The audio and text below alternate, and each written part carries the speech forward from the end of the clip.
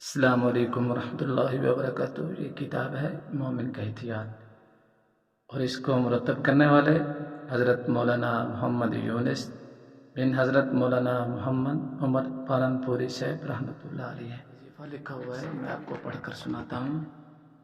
اس کے صفحہ نمبر 146 اور آیات شفا کے نام سے ہے۔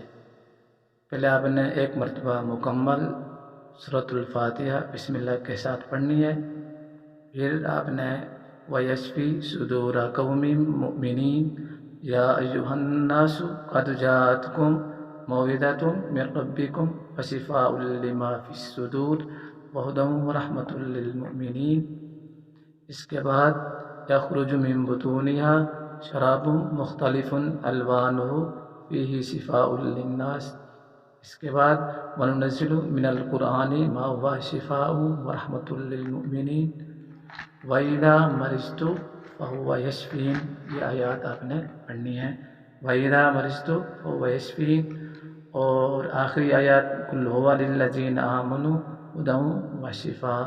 یہ کل 6 آیات اور نمبر 7 سورۃ الفاتحہ مکمل پڑھنی ہے۔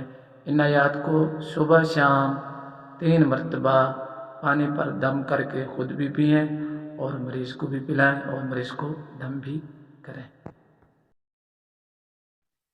انشاءاللہ اللہ رب العزت اس مریض کو صحت عطا فرما دیں گے۔